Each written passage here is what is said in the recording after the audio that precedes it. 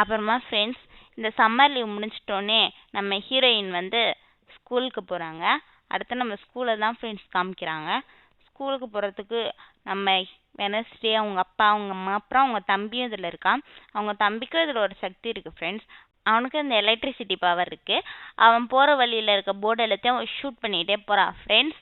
அப்புறமேட்டு நம்ம வெனஸ்டேவும் சொல்கிறாங்க, அந்த போர்டில் இருக்க ஓவை நீ கரெக்டாக அடிச்சுனா தான் நான் ஸ்கூல் கூட்டிகிட்டு போவேன் அப்படி சொல்ல அவனும் சரின்னு சொல்லிட்டு அந்த போர்டில் இருக்க ஓவை கரெக்டாக அடிச்சிடறான் ஃப்ரெண்ட்ஸ். அப்புறமேட்டு ஸ்கூலுக்குள்ளே போகிறாங்க.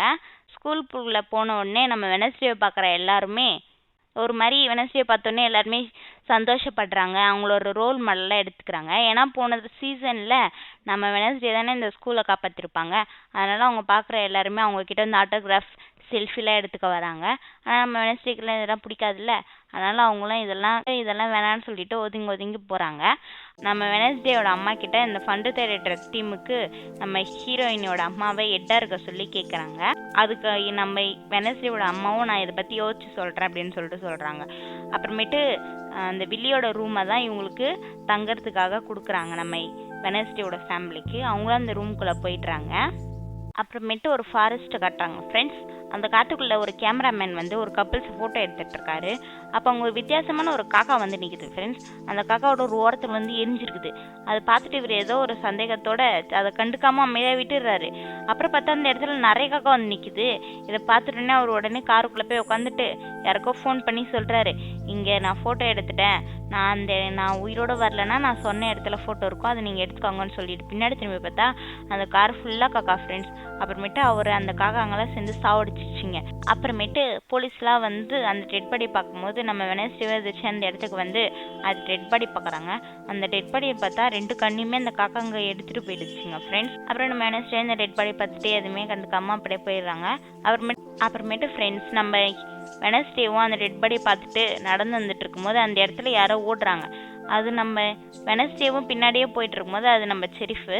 அவர் வந்து நம்ம வெனஸ்டே கிட்ட என்ன சொல்கிறாங்களா, உன்னையும் அவங்க பார்த்துட்டு தான் இருக்காங்க, அடுத்தது உன்னதான் அவங்க இந்த மாதிரி பண்ண போகிறாங்க அப்படின்னு சொல்லிட்டு அந்த செரிஃபும் போயிடுறாரு.